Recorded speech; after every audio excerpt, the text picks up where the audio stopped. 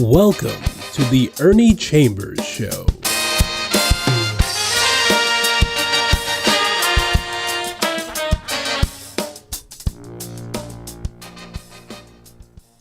Brothers, sisters, friends, enemies, neutral.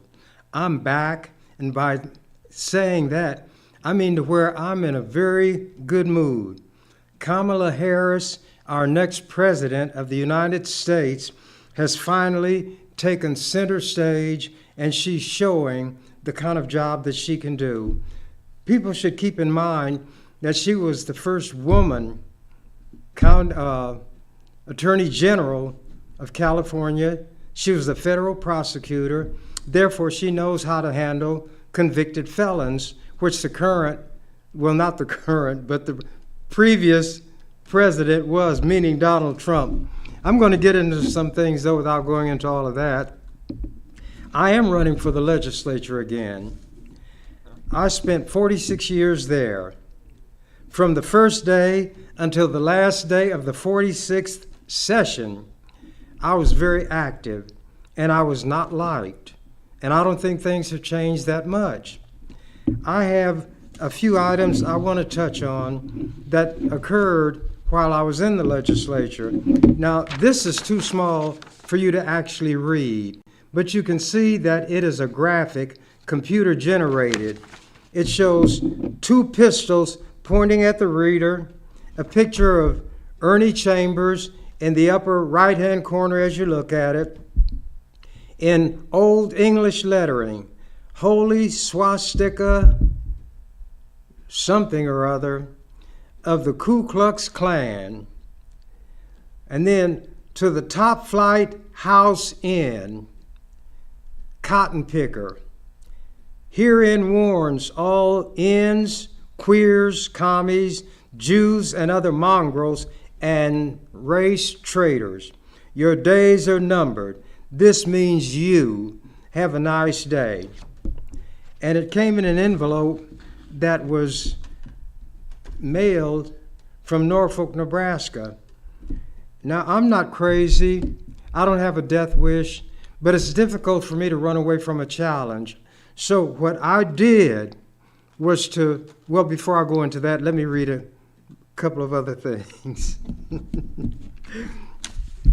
This article says, threat charge, Omaha's second. An Omaha man was charged Monday for the second time with threatening the life of a president. Assistant U.S. Attorney Robert Kokota said a complaint was filed Monday with U.S. Magistrate Richard Peck charging that Kenneth J. Daniels, 27, of 1926 South 18th Street, threatened President Reagan's life. World Herald files show that Daniels was arrested in October 1979 after allegedly threatening the life of President Carter in a telephone call. He was placed on probation. Daniels allegedly called Bellevue police just after midnight Sunday, and during a 25-minute conversation with dispatcher Gail Little, threatened to kill Reagan and State Senator Ernie Chambers of Omaha. Daniels gave the dispatcher his location, and they went out and they arrested him, and they found no weapon. He was booked on suspicion of making terroristic threats, but was not charged under state law because the threat on Chambers' life was made through a third party, Omaha Police Sergeant William Norman said. However, he was charged by federal authorities under a U.S. law making it illegal to threaten the life of a president under any circumstances. So there was one person who apparently didn't like me for some reason. This article is written about something that happened at the time I was a member of the legislature.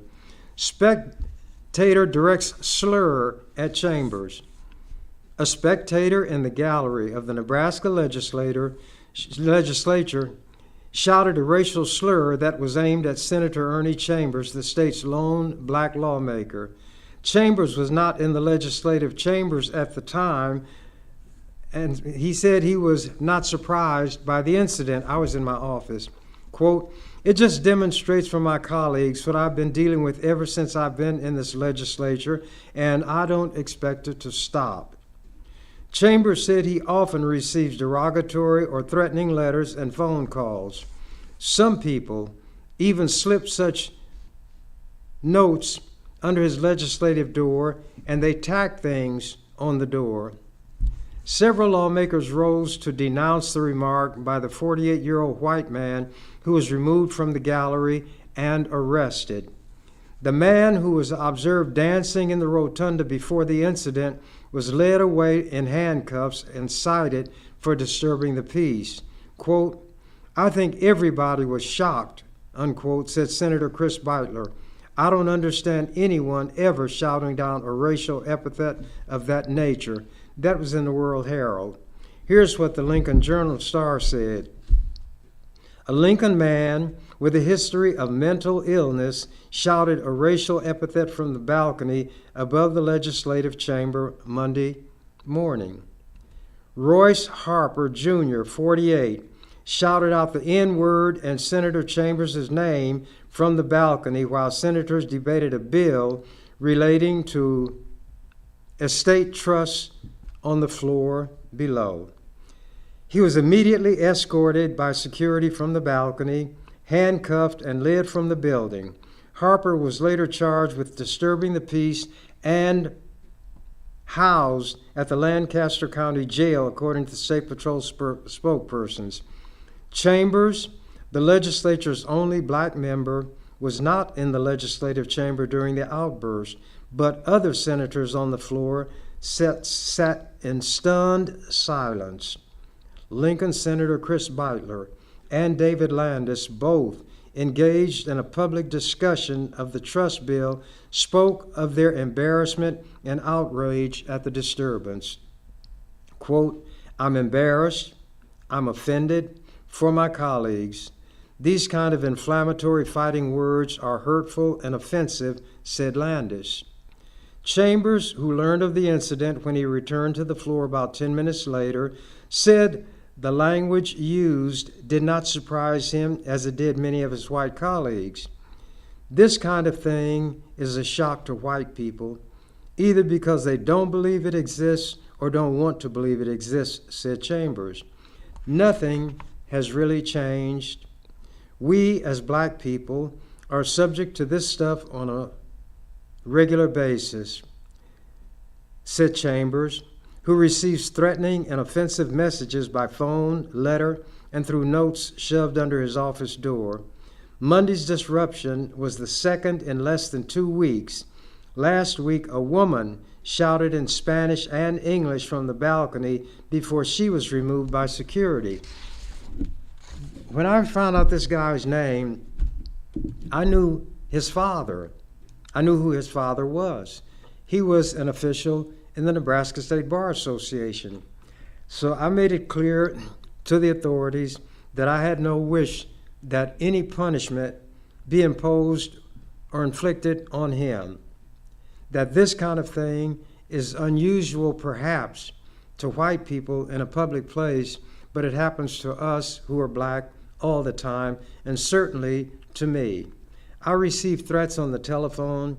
When my office staff would pick up the phone, either one of them, both women, would be cursed out, called racial names, and I gave them some Bible verses to quote and end it if the person stayed on the line. Now that you've gotten it out of your system, maybe you won't beat your wife or abuse your children, and then they'd hang up. But that's the way it goes. Now, here's where it says complaint names Chambers. Ex-police chief files harassment charge against state senator. He filed a harassment charge against me. The former police chief of Madison, Nebraska, has filed a harassment complaint against State Senator Ernie Chambers. John Moats, who was fired and later resigned as police chief at Madison, renewed his battle with Chambers Tuesday by filing the complaint in Madison County Court. Quote, "He's been following me around for the last 21 years, unquote, Moats said. Every time I get a job, he intervenes and sends all kinds of newspaper articles and letters to the people I'm going to work for. Chambers' latest intervention, Moats claims, resulted in him losing his job as Madison police chief. Moats told that to the Associated Press. Tuesday, he won't fight his dismissal. I found out he had a job with a racetrack out in Las Vegas, and I sent some information to them about him when he was in Omaha, which got him fired. He stuck some lunch meat down in his pants, and when he walked out of the store, they arrested him. And he was a police officer at that time. I won't read all of this, but anyway, Moats said it will be up to Madison County Attorney Joseph Smith to determine if he charges Chambers. Smith could not be reached for comment Tuesday. Chambers said Moats' claims are more evidence that Moats isn't fit to hold authority. It's the silliest thing I've ever heard, Chambers said. If I were him, I'd feel very foolish saying someone has followed me around for 21 years. Did he say I used private detectives or did it in person? Moats' charges against Chambers are the latest in a series of clashes between the two that have been tinged with charges of racism. He told the Associated Press that Chambers, quote, has a personal vendetta against me. Last January, Chambers, who is black, sent Madison officials a letter claiming Moats, who is white, was involved in racist and other improper acts while Moats was a member of the Omaha Police Department. When the city fired Moats in June, Moats claimed Chambers' letter was at least part of the reason. The Associated Press reported that Madison City Administrator Robert Gillis and Mayor Art Lee suspended Moats on May 31st, saying that the chief was being investigated for possible misrepresentations to the mayor. We go on. Moats said Tuesday that he had resigned from his job in Madison, ending the incident that started with his firing. With that taken care of, he decided the time was right to file a complaint with the authorities against Chambers. After Moats' firing, Chambers received a letter containing a death threat and racial statements postmarked in Norfolk, which is about 15 miles from Madison. In response, Chambers visited Norfolk on June 16th. He said the trip was designed to confront any racism that existed in Norfolk. Quote, I don't seek publicity, said Moats. I know Chambers loves it, but I don't seek it. Chambers said if Moats wants to get into the judicial arena, he'll have to prove everything he alleges. That should be a very interesting episode that should reveal a great amount relative to the instability of this individual. Now, Moats was dangerous. He had been involved in beating people in Omaha and so forth. But when that threat came, and it was this that I read was a part of it, in a big manila envelope, and written or scrawled across it was to Nebraska's House Inn. And that was supposed to frighten me.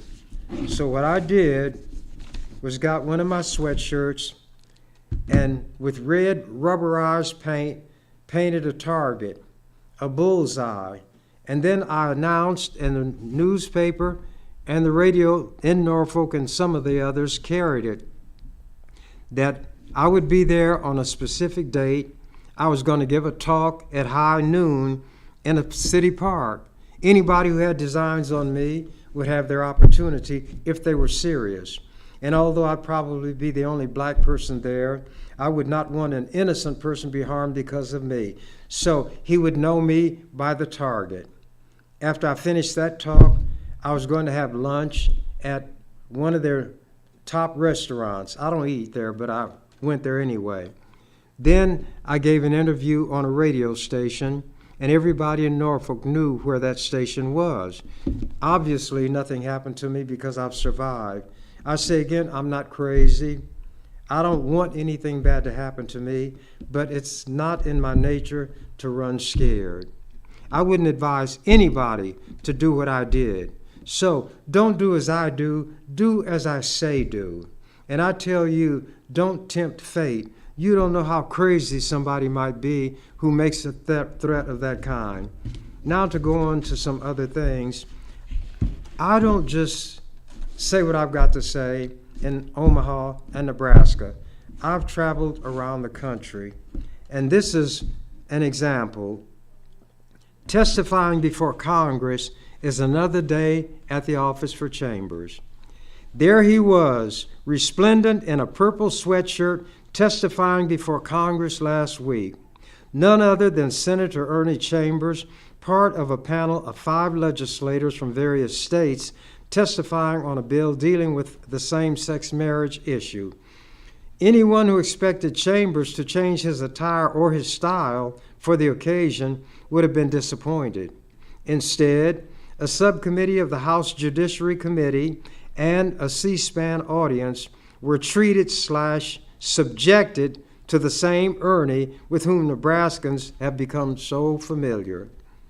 Chambers started off musing whether the capital H-O-N period that preceded his and other panelists' names on their nameplates meant that they were being called honey.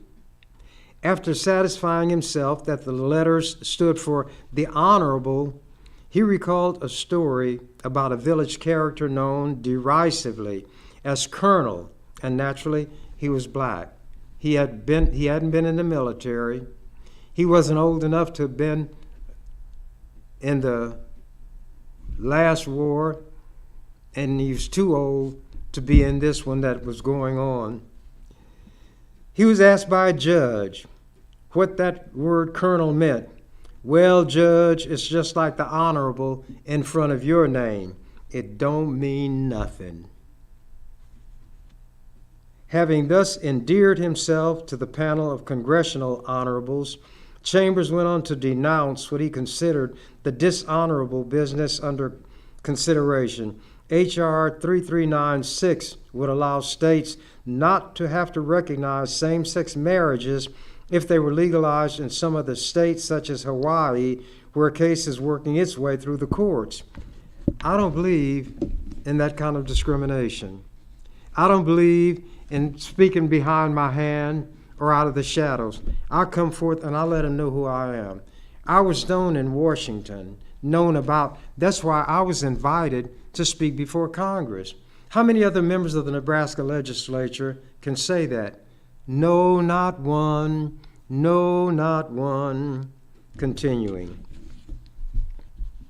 Oh, and by the way, the Supreme Court adopted the position not because of me, but of the one that I took, that if a same-sex marriage was legal in one state, then it had to be recognized as legal anywhere in this state. You can call it the contract clause. A contract legal in one state is legal wherever the person goes. Let me continue.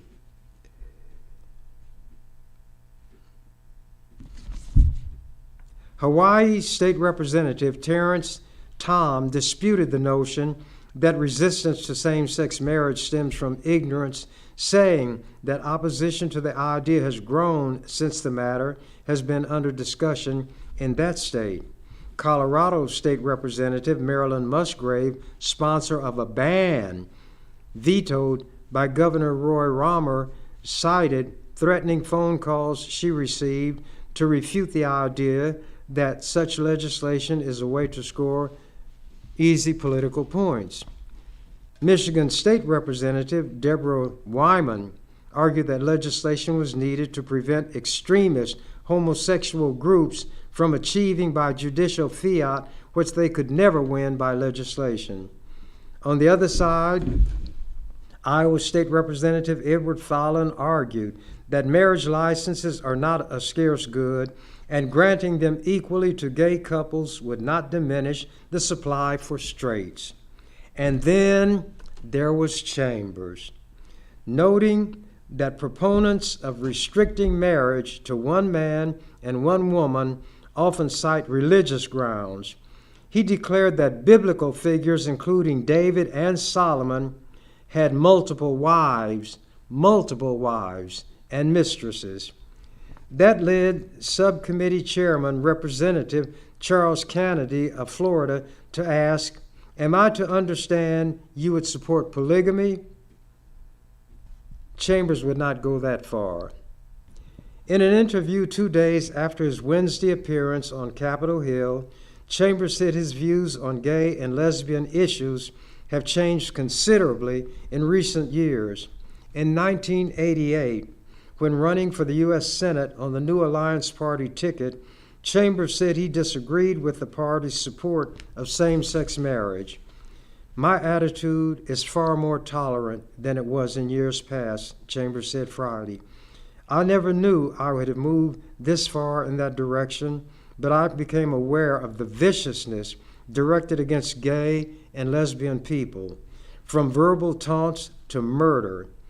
I think it has escalated tremendously in the last few years, he added. Given his self-description as the, quote, defender of the downtrodden, unquote, Chambers has added gays and lesbians to his larger constituency. Quote, St. Jude and I collaborate in being the last hope of the hopeless, he added, with his characteristic degree of modesty. And when St. Jude gets in trouble, guess who he calls? Not Ghostbusters, me. In the face of yet another religious reference, it seemed only natural to ask Chambers, who is often described as an atheist, what description he would apply to his religious status. I'm just Ernie, he replied, to which admirers and detractors alike might say, amen. So see, I don't just speak before the legislature and in Nebraska. I spoke before Congress. I ran Jimmy Carter out of his own White House.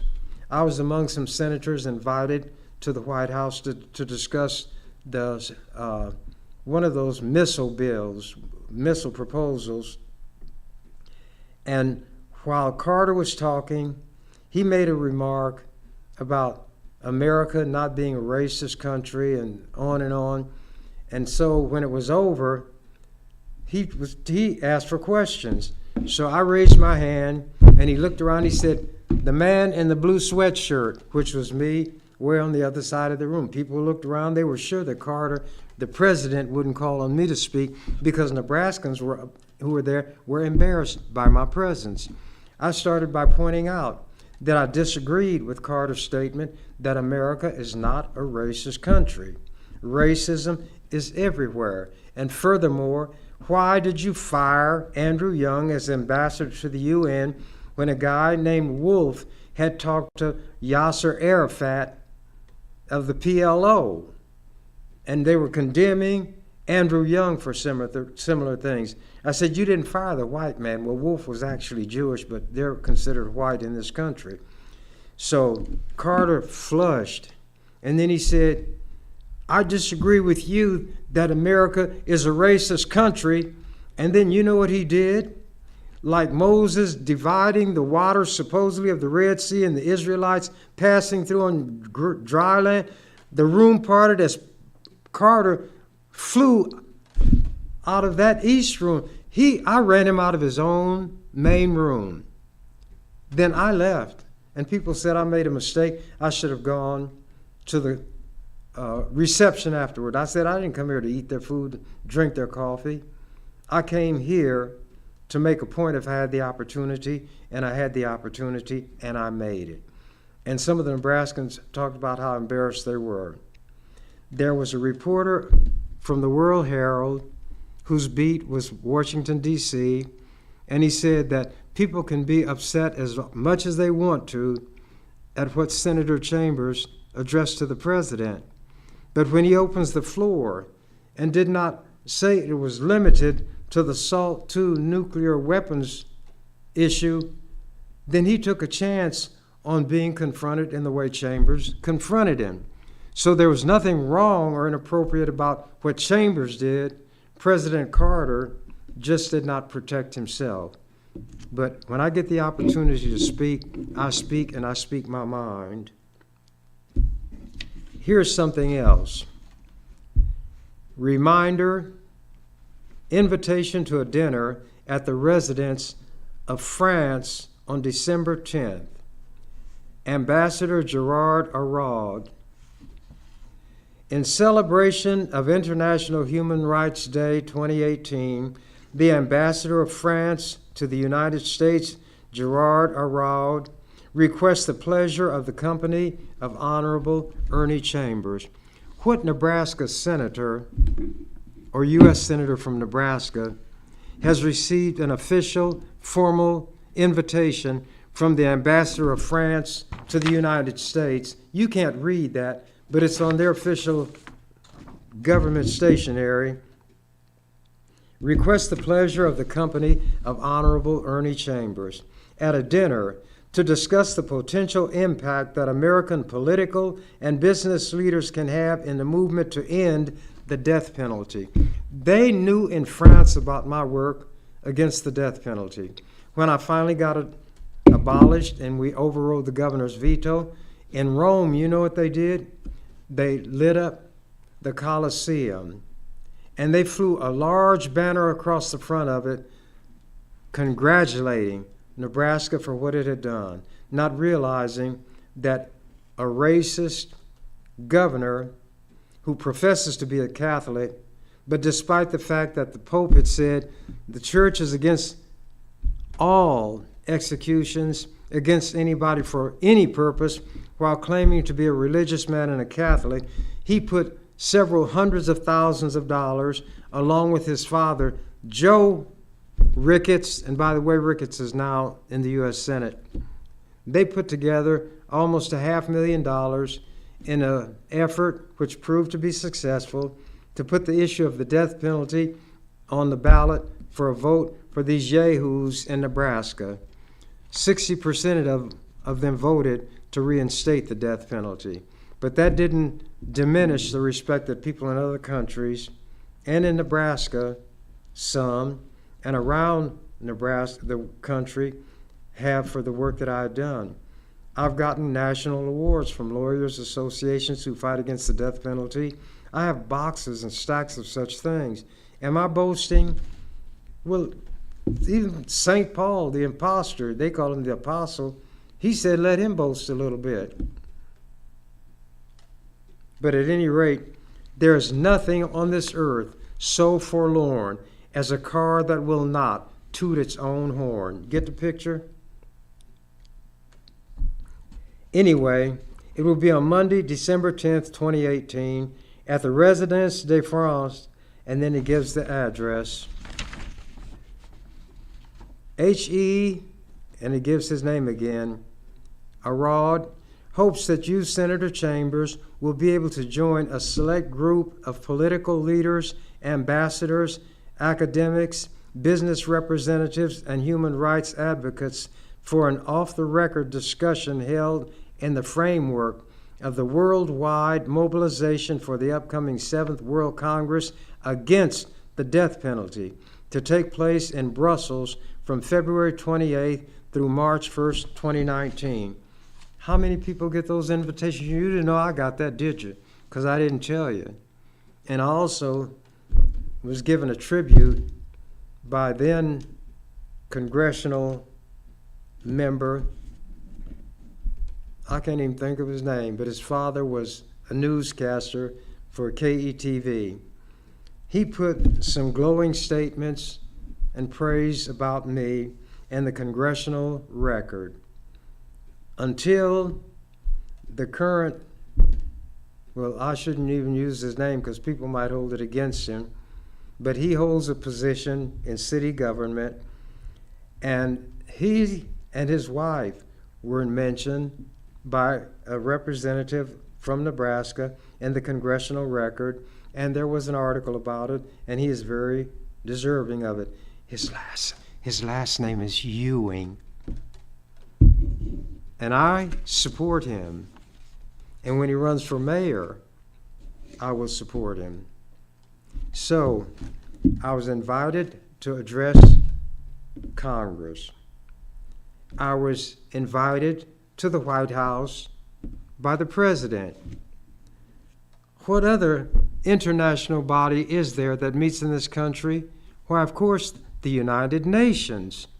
Now, don't tell me this scoundrel in the Nebraska legislature who ties them in knots because he knows their rules better than they do has spoken to the United Nations. They wouldn't have him cross that threshold? Well, it happens April 16th of 1983. Chambers headline, it says, "Racism here similar to South Africa's." Now, here's what happened in 1980 that led to me being called before the UN. It's from the Rand Daily Mail, the largest newspaper in South Africa. You think they'd write anything about what a black man did in Nebraska? Well, here's what it is. The headline, "An Ominous Vote in America." The South African disinvestment vote by the Nebraska State Senate is ominous. The Nebraska Senate, Midwestern. How do they know what's happening in Nebraska? Because it tends to set something going in motion that can undermine apartheid, the hardest and most rigid racial segregation in the world. And the disinvestment vote was a resolution that I got passed by the legislature. I guess it may have embarrassed them.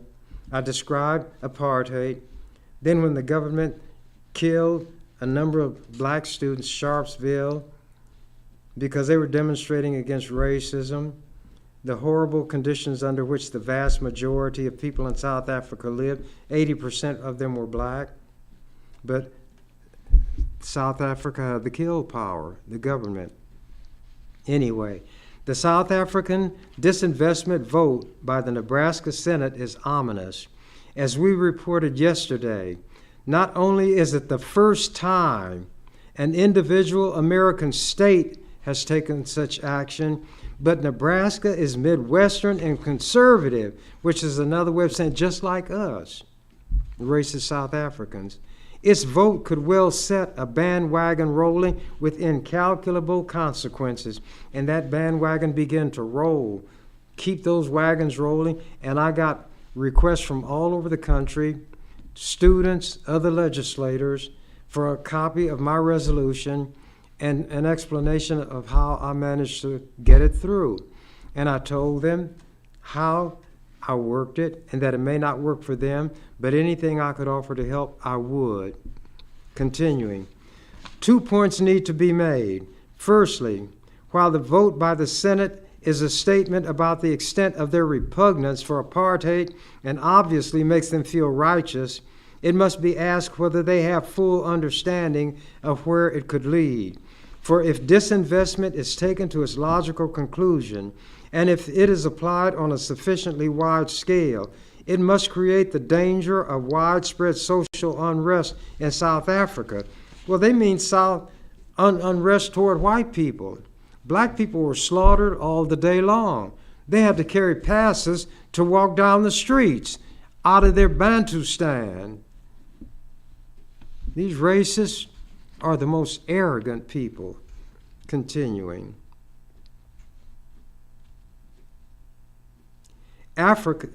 This is so because of the conditions of economic decline with even greater unemployment than we already have, which can ensue. He meant unemployment among white people. And they sold Krugerrands, gold coins. And they said every Krugerrand purchased by an American interest is the purchase of another brick in the wall of apartheid. Continuing. Proponents of revolution will welcome that, which is why such people are active in propagandizing disinvestment. But it is no way to seek a peaceful resolution of our situation, wanted as much by America as by us. Far better to look for rapid economic development to force down the apartheid barriers. Secondly, the Nebraska vote is significant in revealing how the words and deeds of Mr. P.W. Bota's government are not doing enough to persuade Americans, even conservative Americans, that sufficient change is underway here. The gap between the expectations created by Mr. Bota and what is actually being done grows wider. The sense of letdown is accentuated. Extravagant claims such as were made by Dr. Piet Koornhof when he visited America last year. Meaningful change, That is the only way to halt disinvestment and to save our country. And Chambers got that bandwagon rolling just like they said. And there were other resolutions introduced in legislatures around the country. And because of that, I and some other legislators were invited to address the UN. Chambers, racism here is similar to South Africa's. New York, Associated Press. State Senator Ernie Chambers of Omaha told the United Nations Committee Friday that Nebraska displays racism similar to the attitudes and policies that exist in South Africa. Chambers was one of 18 U.S. state legislators who addressed a UN Special Committee against Apartheid, South Africa's race separation policy. Many of the legislators are involved in legislative efforts to prevent state money from being invested in firms that do business in South Africa. 16 of the state lawmakers, including Chambers, are black. Wearing the gray sweatshirt that has become his trademark, Chambers said Nebraska is Midwestern, predominantly white, agricultural, very conservative, and in some ways manifests a racism similar to that found in the Republic of South Africa. And we were in this huge room, and there were delegates from all over the world there. And they had these headphones, and our words were translated into their language based on who had the headphones on. And almost in unison, they turned around because we were on a raised podium at the back of that large room with microphones, and they all turned back to see who in the world is speaking like that in America, and more than that, holds a political office. When they saw it was a black man, I can imagine. I think those who represented non-white countries were pleasantly surprised. Chambers suggested that the South African black majority be encouraged to strike a, quote, blow for freedom, unquote, similar to the successful, violent, bloody American Revolution against the British. People knew about that. Such African racism and apartheid exist for the same reason as did slavery in America, he said. Racism is profitable. You create a pool of labor that need not be paid adequately in order that those who feel themselves to be dominant as a race, favored by God, can live high off the hog. Chambers noted the bill he introduced in Nebraska legislature to keep state money out of businesses involved with South Africa. The South African Consul General used a special tactic against such disinvestment bills in some states, he said. Chambers said the Consul General, this is the guy representing South Africa who had an office, diplomatic office in Chicago. Chambers said the Consul General offered to fly to Nebraska to appear before the committee hearing his Chambers bill. When the committee did not take up the offer, the senator said, the Consul General invited the committee members to come to South Africa and see, quote, the great progress that is being made under this apartheid system, unquote. Chambers said he wrote the Consul General that he thought the invitation was very good, but before accepting it, Chambers wanted assurances that if he came to South Africa, he could go where he pleased, talk to whomever he pleased, and use tape recorders and cameras free of censorship. The word came back to Nebraska that if anybody did visit that country, I was not one of the ones they would like to come there. So apparently, the first-hand view that they wanted given would be a first-hand view of only those selected things that the government of South Africa chose to display, Chambers said. Now I think divestment is good, but not just to take money from that racist government. The main purpose has to be to give encouragement to those oppressed people within that country who are willing to use any means necessary to speed their freedom. And 80% of the population in that racist country was black. Here's something that was written when I gave a talk before a meeting of editors all over the state. I must hurry right along. For all his professed atheism, other people call me that because I don't believe like them, Ernie Chambers is a pretty good preacher. Chambers is, of course, the only black member of Nebraska's legislature. Oh, and this is by Doug Barber. He is the editor of one of the newspapers, and he's an official in this group of editors. He's the man Nebraska, let me go back. By his own proud estimation, he is vilified, ridiculed, and excoriated more than anyone else in Nebraska. He's the man Nebraskans love to hate. It's an image he has cultivated for more than 2 decades and a role he seems to relish. A doggedly stubborn voice for the underprivileged, the meek, the weak, the unjustly accused. A gifted legislator who loves to twist rules and issues to his own advantage and who will take every opportunity to undermine ideas he opposes. But even his most ardent opponents must give Chambers grudging respect for being an eloquent speaker and for his knowledge of both the intricate workings of the legislature and the issues that face Nebraska. I don't always agree with Chambers' views or tactics, but I have always admired him for his audacity, his intelligence, and for his respect of the power of language. He is extremely well read and is a master communicator, whether he's speaking to kids in his North Omaha district or to a gathering of newspaper people from all over Nebraska. Last weekend at the Nebraska Press Association convention, Chambers chastised, ridiculed, bullied, tried to shock, and ultimately enlightened a breakfast gathering of these editors. The crowd was, as near as I could tell, all white and predominantly small town. Chambers took the opportunity to drill the press for lack of understanding of issues and people, for being hypocritical, for being racist, both intentionally and unintentionally, and for not being effective voices for everyone in the communities they supposedly serve. But the veteran senator, in his trademark T-shirt and jeans — I wear sweatshirts, not T-shirts, jeans, correct — also reminded us of the power and sway both politicians and the media have on people's lives and the potential for good, for bad, that power carries. I got to really rush. Chambers is entertaining, thought-provoking, and as a speaker, and can pick an audience apart, then build them back up and leave them rolling in the aisles.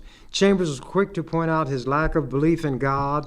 I said, I don't accept your religion. They took that to mean God, too, or an organized religion.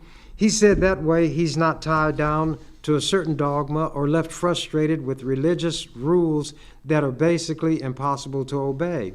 But his words held an amazingly religious ring to them. He quoted scripture. He spoke of truth, of honor, of letting people know exactly who you are and where you stand. He raised everybody's hypocrisy. He railed against it and pomposity. He said we must respect ourselves, treat others as we want to be respected and treated. He said the strong must always fight to protect and help those who can't do it for themselves. Sound familiar? I can't speak for anyone else in the room, but Chambers' talk hit me squarely close to home. And it left me taking an internal inventory of what is and is not important to me, both as a person and as a journalist. But I'm going to get down to the end. I haven't been able to answer these questions and other questions as quickly or as well as I'd hoped. But when a man like Chambers looks you in the eye and doesn't blink, it can make you very uneasy. But sometimes it takes someone like Ernie Chambers with a vastly different perspective to prick our conscience and to question our values. Like I said, he's a pretty good preacher. And that's some of what I did while I was in the legislature. And I'm running to go back. I'd use the comment, I don't campaign. That meant do all the self-promoting. You know what that means. But if you mean by campaigning that I'm suggesting to people that I'm the best person to vote for, then I am campaigning. I'll always speak in my own behalf. I will also answer directly any question put to me. I have nothing to hide. And now, as the canary said when he found out that the door to the cage was unlocked, I'm out of here. You've been watching The Ernie Chambers Show. If you'd like to leave suggestions, email us at ewcfacts@gmail.com. That's ewcfacts@gmail.com. This is an EWC Communications production.